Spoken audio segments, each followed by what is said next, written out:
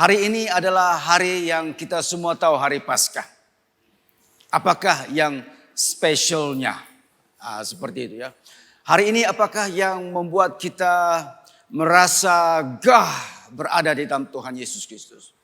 Hari ini apakah yang memberikan kepada kita inspirasi untuk menjadi pengikut Tuhan Yesus Kristus?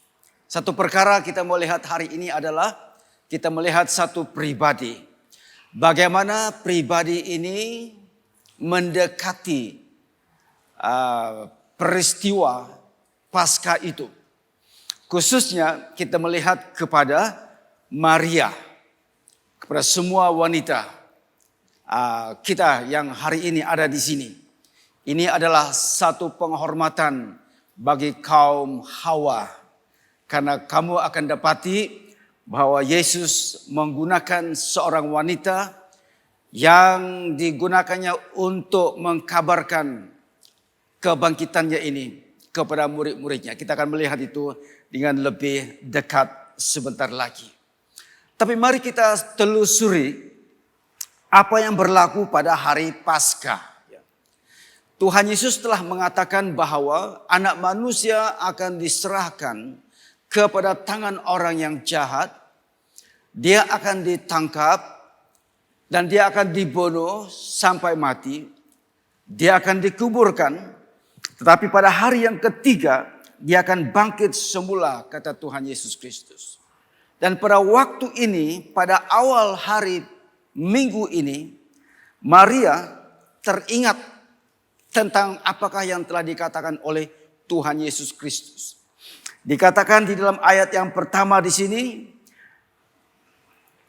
Ayat yang pertama, saya cari dulu ya, ayat yang pertama. Pada hari pertama, ayat yang pertama. Pada hari yang pertama, ayat yang pertama. Pada hari yang pertama, minggu itu pagi-pagi benar ketika hari masih gelap.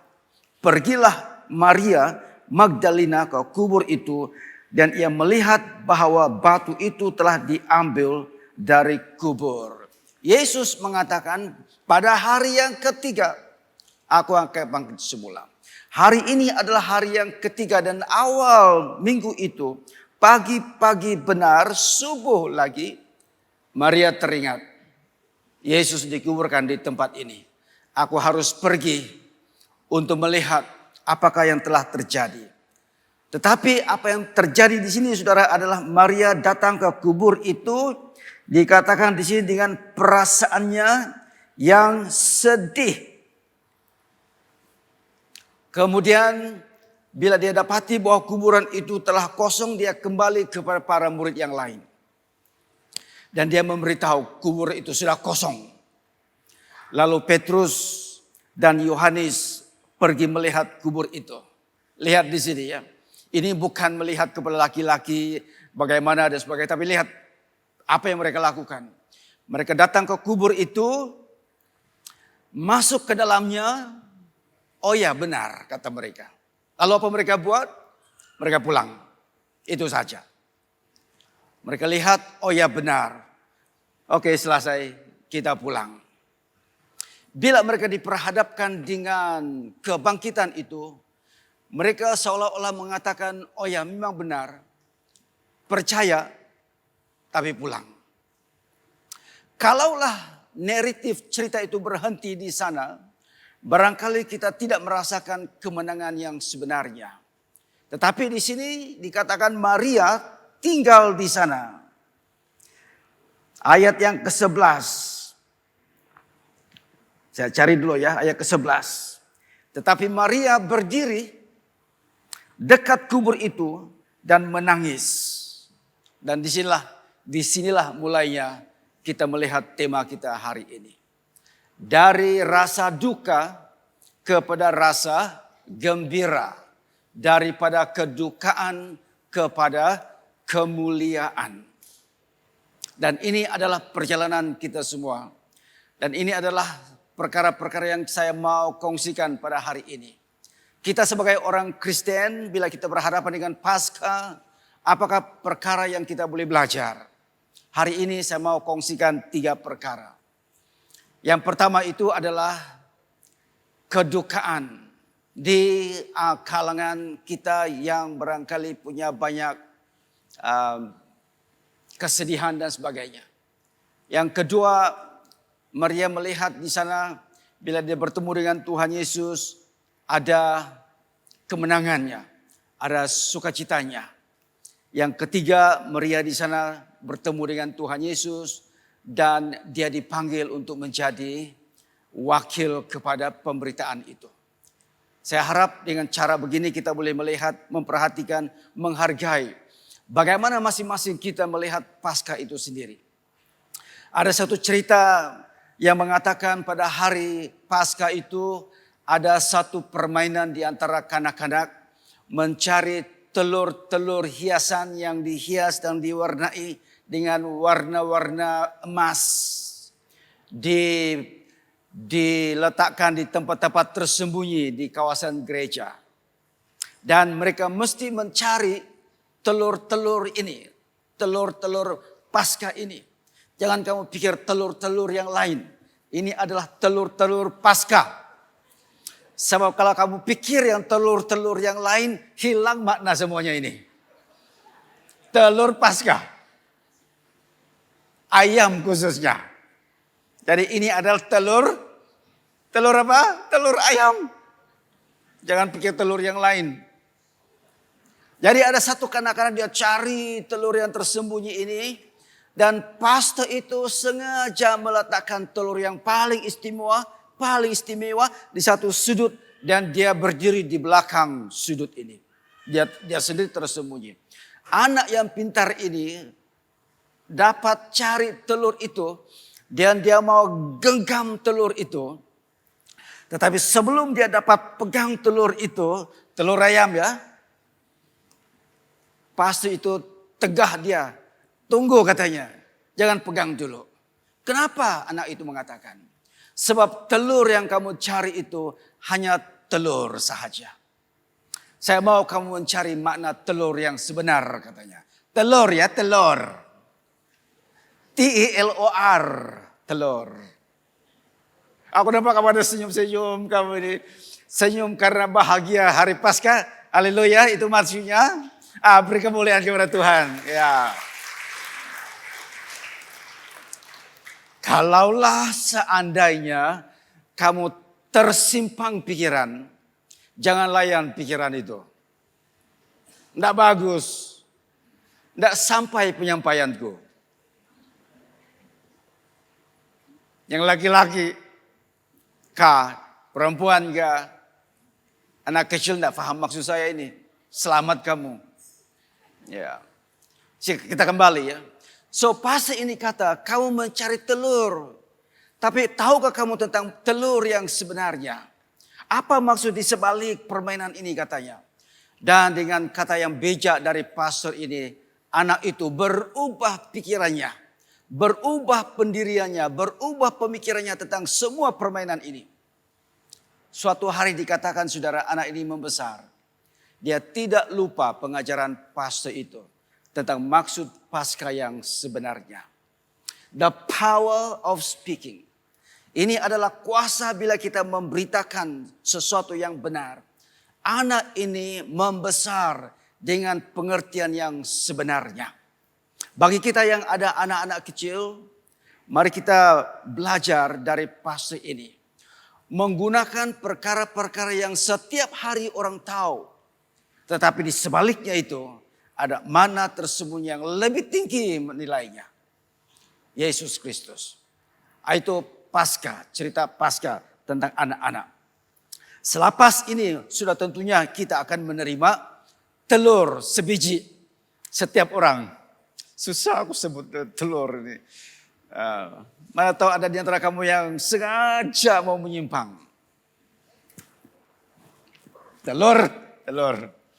Ya. Saudara sekalian. Jadi Paskah ini adalah satu peristiwa yang sangat penting bagi kita. Tetapi kita mau pastikan bahwa kita dapat membawa pulang pelajaran-pelajaran dari Paskah ini. Jadi kita kembali kepada Maria. Maria ini datang ke kubur itu dan dia sedih. Dan dia berjumpa dengan dua malaikat itu dan malaikat itu mengatakan, apakah yang kamu cari? Mengapa kamu menangis? Yesus pun mengatakan, kenapa kamu menangis? Apakah yang kamu cari? Dan dia sedih. Tetapi pada waktu itu Yesus berada di hadapannya, saudara. Dia begitu teruja sekali ataupun dia begitu sedih sekali, kita tidak tahu apa yang terjadi kepada Maria. Tetapi kesedihan di hati Maria itu terubat karena berjumpa dengan Yesus yang sebenarnya. Tetapi poin saya yang pertama ini adalah begini. Sama seperti Maria yang sedih dalam perjalanannya dari rumah ke kuburan itu. Sama seperti itu juga pada hari ini kita sebagai orang Kristen. Kita juga melalui perjalanan yang sama. Saya tidak tahu apakah perjalanan yang kamu lalui. Semua kita, we have a share of pain in our life. Semua kita ini ada satu kesakitan dalam hidup kita. Orang Kristen sekalipun. Apa makna bagi kita dalam keadaan seperti itu? Mari kita belajar dari Maria. Maria ini telah mengambil satu langkah iman. Langkah iman di sebalik kesedihannya. Dia pergi ke kuburan itu kan. Dia tetap akan mau melihatnya. Langkah iman seperti itu yang mencari kebenaran itu. Yang telah ditunjukkan oleh Maria itu. Menjadi bagi kita satu langkah untuk mencari apa yang sepatutnya milik kita. Walaupun kita berada di dalam kesedihan, apapun kesedihan kita. Kalau kita mencari Yesus, langkah iman. Kalau kita mencari Yesus, kita akan menemukan Dia. Maria dalam cerita ini mencari Yesus di kuburan. Tetapi kita boleh panjangkan pencarian itu. Kita boleh terapkannya dalam hidup kita sendiri. Kita pun juga mencari satu pencarian dalam hidup kita. Bagi kita yang masih mencari-cari, truth seeker. Kita yang masih mencari kebenaran. Kalau engkau mencari dengan langkah imanmu, engkau akan menemukan Tuhan Yesus juga. Kepada kita yang sudah mendapat kebenaran keselamatan itu. Pada waktu kita rasa sedih, kalau kita mencari Yesus, kita akan mendapatkan penghiburan itu. Saudara-saudara sekalian, itu yang kita mau lihat. Apakah makna Paskah ini dalam hidup kita. Jadi dalam keadaan kita yang susah, saya harap kita tiada di sini yang berada dalam keadaan yang sangat miskin, papa kedana, sehingga tidak cukup makan, tidak cukup minum. Tuhan sediakan. Tuhan ada pada setiap waktu langkah kita, bila kita mencari Dia, Tuhan tetap ada di sana. Itu iman kita. Tetapi pada waktu kita dalam kesedihan, dalam waktu kita dalam pencarian, dalam waktu kita mencari sesuatu yang boleh memberi kita penghiburan. Cari di dalam Tuhan Yesus Kristus. Kepada kita yang mencari pasangan hidup. Dan dalam mencari pasangan hidup itu terasa seperti perjalanannya tidak begitu lancar. Cari pada Yesus. Pada kita yang mencari pekerjaan dan pekerjaan itu lambat sampai. Cari pada Yesus. Pada kita yang mencari makna kehidupan, cari pada Yesus. Kalau kita utamakan Dia, yang kita cari itu kita akan mendapatkannya. Carilah dahulu kerajaan Allah dan semuanya ini kata Tuhan Yesus akan ditambahkan kepadamu. Kepada kamu yang terlibat di dalam bisnis, dalam perniagaan kecil, besar, sederhana, cari dalam Yesus dan kamu akan menemukan makna yang sebenar. Dan bila kita utamakan Tuhan Yesus, apa yang kita mau, apa yang kita cari, kita akan mendapatkannya. Inilah cerita Maria. Saudara dan saudara sekalian, di mana dia ada, di situ ada urapan. Dan di mana ada urapan, di situ ada mujizat. Ini yang berlaku kepada Maria. Saudara dan saudara sekalian, itu poin yang pertama. So, di tengah-tengah kesusahan, sebagai orang Kristen, carilah Tuhan Yesus. Karena di dalam Dia ada pengharapan. Itu ayat yang ke-11. Kemudian dalam ayat yang ke-16. Dikatakan dalam ayat yang ke-16. Di sini kata Yesus kepadanya, Maria. Maria berpaling dan berkata kepadanya dalam bahasa Ibrani, Rabuni, artinya guru. Mari kita kupas ayat ini. Yesus berkata kepada Maria, Maria disebutnya namanya.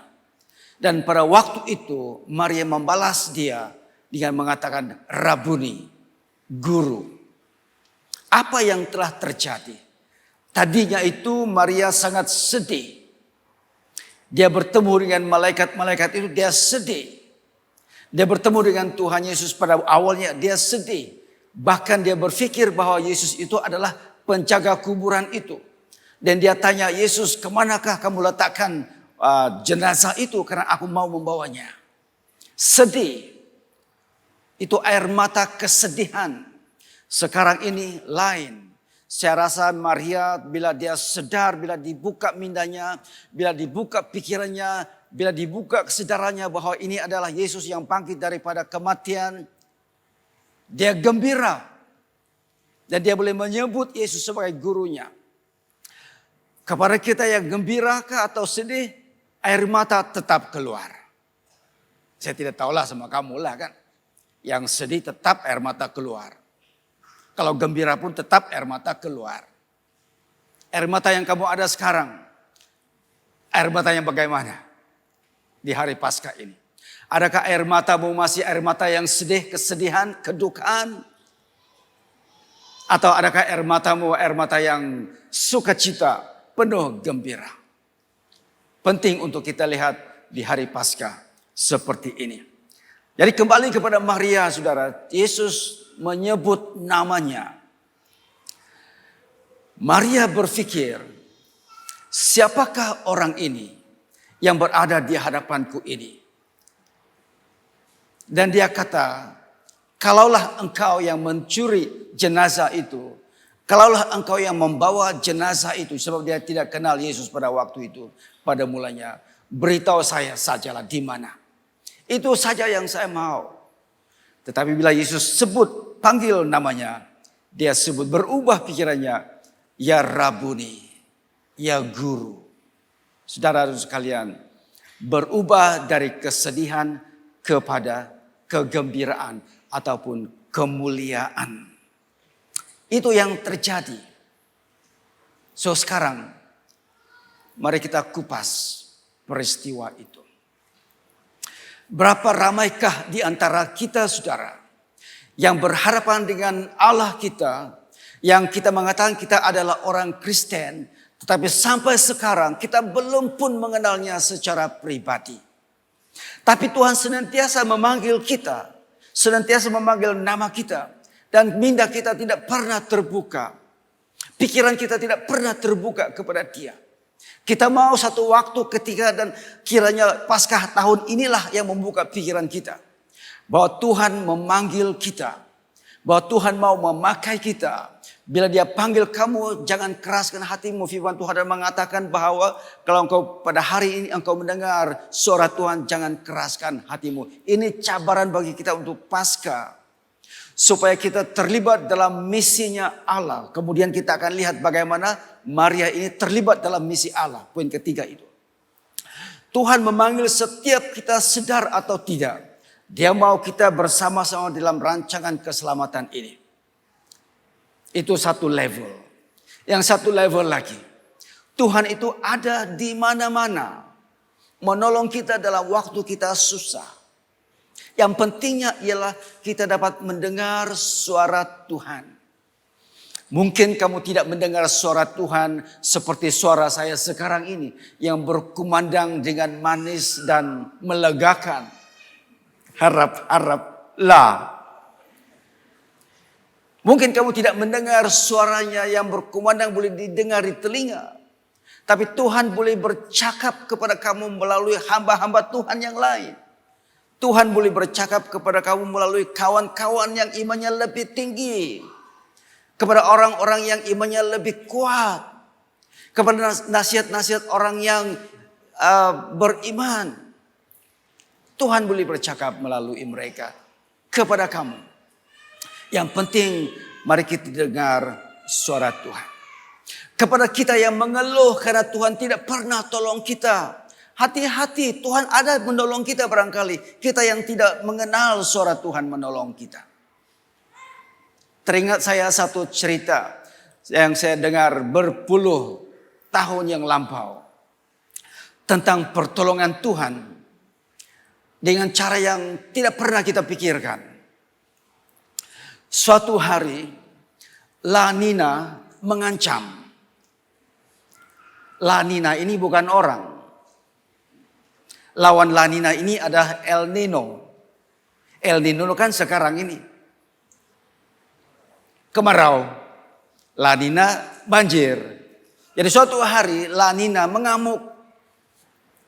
Lalu satu orang Kristen ini, dia mau menyelamatkan dirinya daripada binasa karena banjir.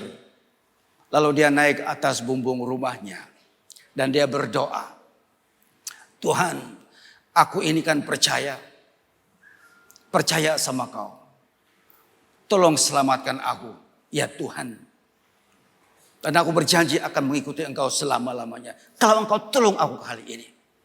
Lalu Tuhan hantar perahu. Dan orang di perahu kata, ayo turun. Aku bawa kamu ke tempat yang lebih tinggi. Tapi dia kata, tidak. Karena Tuhan akan tolong saya katanya. Lalu perahu itu berlalu. Dan dia berdoa, Tuhan tolong aku katanya. Tuhan hantar lagi speedboat yang laju itu. Fiberglass barangkali. Besar, boleh bawa pergi memancing. Kepada kamu yang kaki pancing. Saya pun ada sikit-sikit lah. Tapi tiada yang membawa saya begitu kuat. Jadi saya tidak terikut. Tuhan hantar dia speedboat. Dan orang di speedboat kata dengan helanya. Ayo turun, saya bawa kamu ke tempat yang lebih selamat. Tapi bangganya dia, bukan bangga, bongkaknya dia. Bukannya bongkak, sombongnya dia. Bukannya sombong rohaninya dia. Dia kata, Tuhanku tidak akan selamatkan aku dengan speedboat katanya. Dia akan datang sendiri. Tadi sudah ada boat, aku tolak katanya. Kau lagi speedboat. Lalu speedboat berlalu. Dia tetap berdoa, orang Kristen kan. Ya Tuhan, ya Allah, tolong aku, selamatkan aku. Lalu datang satu helikopter. Dan dengan helanya sekali. Ayo, saya mau pindahkan kamu ke tempat yang lebih selamat. Dia kata, tidak mungkin Tuhanku datang dengan helikopter. Lalu dia tolak. Pastu. Dia meninggal saudara. Tenggelam. Oleh La Nina. Ganasnya La Nina. Kejamnya dia. Lalu dia komplain sama Tuhan. Tuhan, aku sudah berdoa banyak masa. Untuk aku diselamatkan. Selama ini aku turut pelayanan dalam gereja. Barangkali mungkin maksudnya begitu. Song leader, pemain musik, penyambut tetamu, beri perpuluhan sebagainya. Pada waktu aku susah, aku minta tolong, engkau tidak ada di sana. Lalu Tuhan jawab, kamu tahu jawabannya apa? Aku sudah hantar satu boat, satu speedboat, bahkan satu helikopter, engkau tidak ambil. Aku telah menolong engkau. Saudara, kadang-kadang walaupun di satu cerita saja. Kadang-kadang dalam kebongkakan kita kan. Bila kita melihat pertolongan Tuhan. Kita mau pertolongan Tuhan itu datang dengan satu cara yang begitu hebat. Yang tidak pernah dipikirkan. Itulah pertolongan Tuhan. Tidak pernah kita memikirkan pertolongan Tuhan itu datang dari seorang pengemis. Tidak pernah kita memikirkan pertolongan Tuhan itu datang daripada seorang kanak-kanak yang kecil. Tidak pernah kita pikirkan begitu. Sekarang mari kita rendahkan hati kita. Tuhan ada menolong kita pada waktu kita memerlukan. Dan cara dia menolong kita mungkin sesuatu perkara yang tidak pernah kita pikirkan. Atau yang sangat rendah bagi kita untuk menerimanya. Itu Tuhan di hari Paskah ini. Saudara dan sekalian, dari air mata duka kepada air mata sukacita. Daripada merangkul pengharapan di tengah-tengah kesusahan, kepada mengerti dan mengenal pertolongan Tuhan. Pertolongan Tuhan di waktu kita susah. Itu perjalanan Maria. Dan saya harap kamu juga boleh melalui perjalanan yang sama. Yang ketiga ini saya pilih ayat yang ke-17.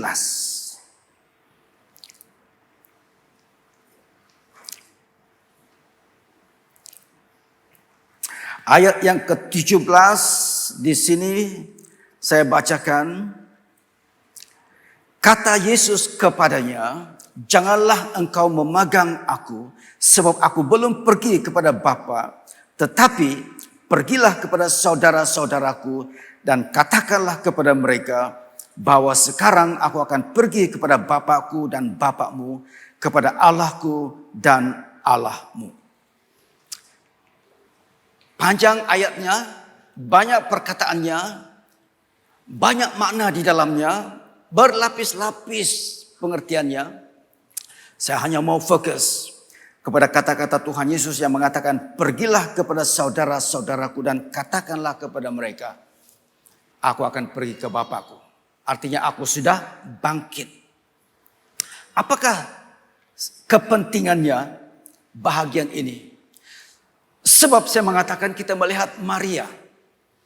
So pada Maria kepentingannya itu adalah Tuhan telah memakai wanita menjadi orang yang pertama untuk memberikan kesaksian, memberitakan kebangkitan Tuhan Yesus kepada murid-muridnya.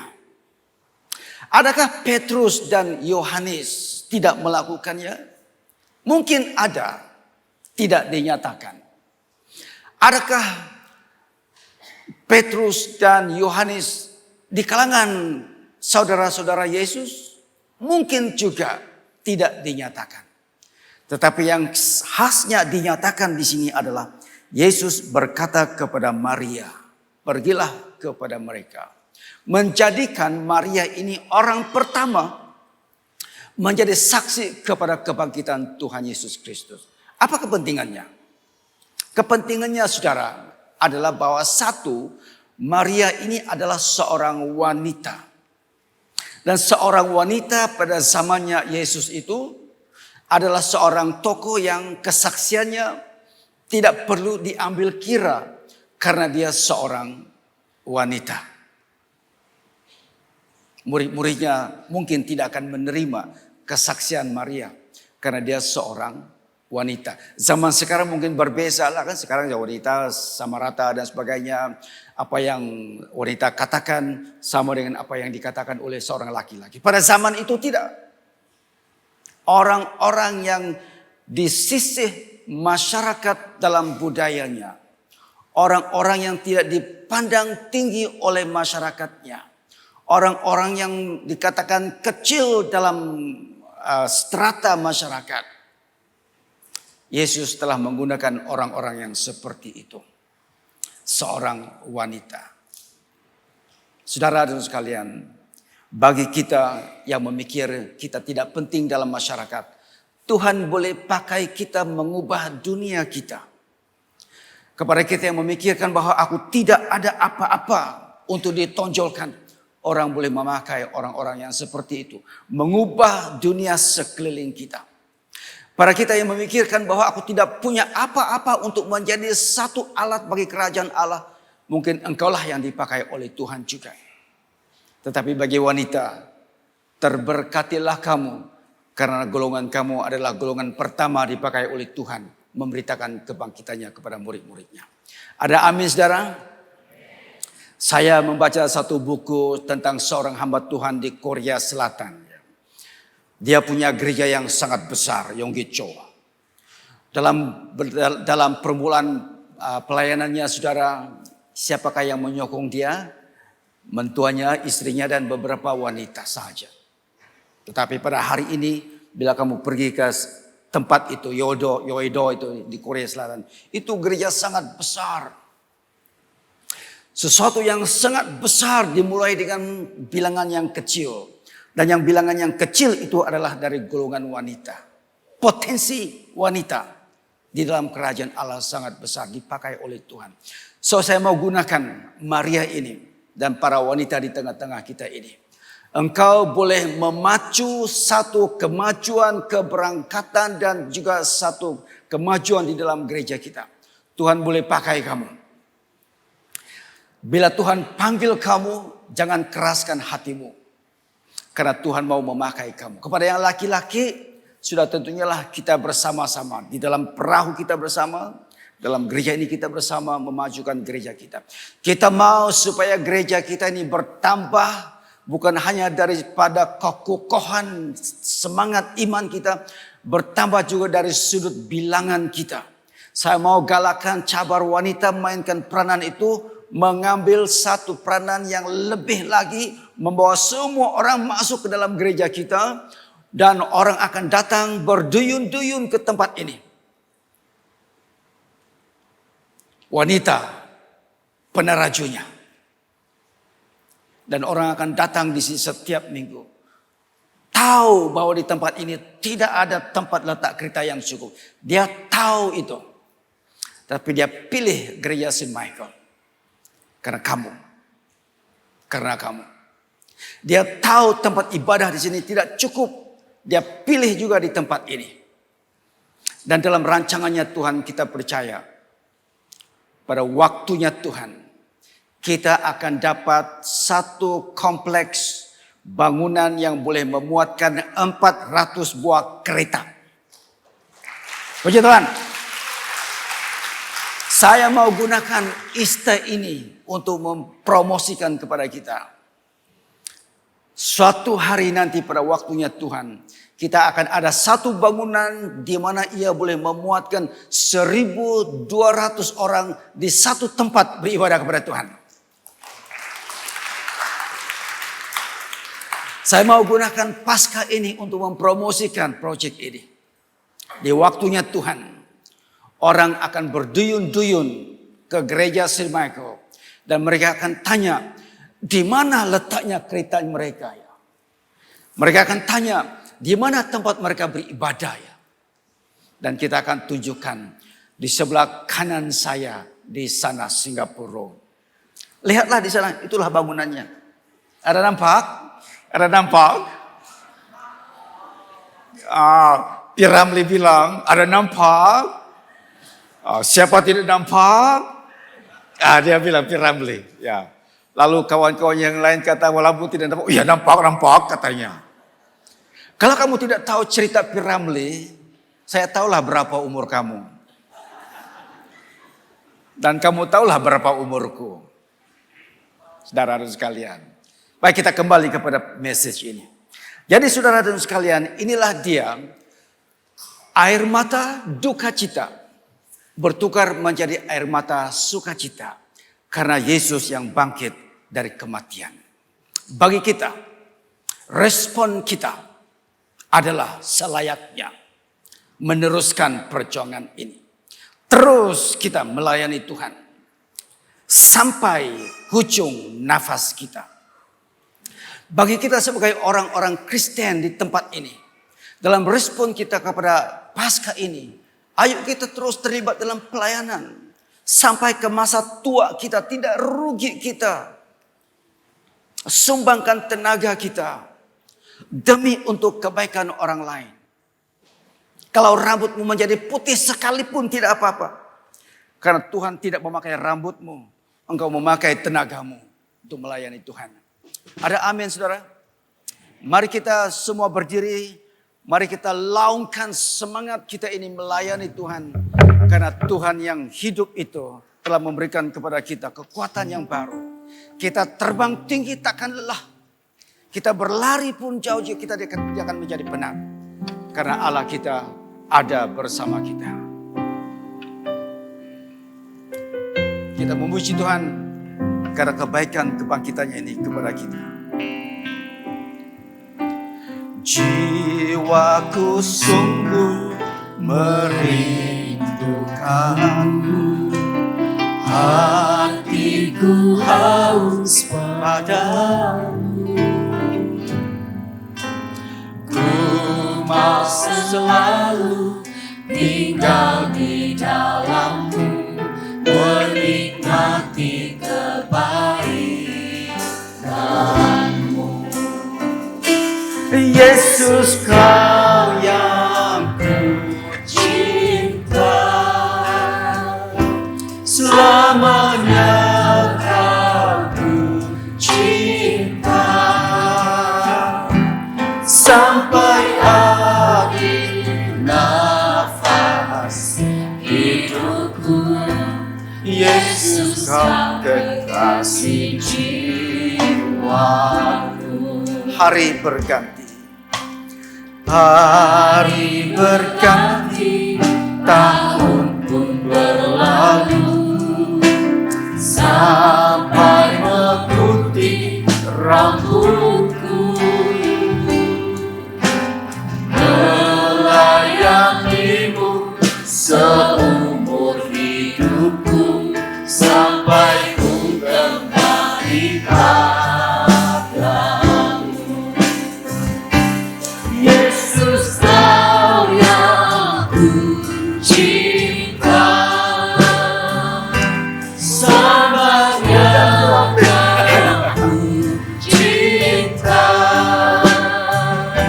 sampai akhir nafas hidupku. Yesus, Kau kekasih jiwaku.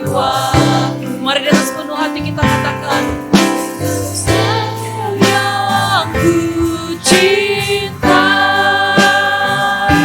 selamanya Kau ku cinta, sampai akhir nafas hidupku. Yesus, Kau kekasih jiwaku. Yesus, Kau kekasih jiwaku.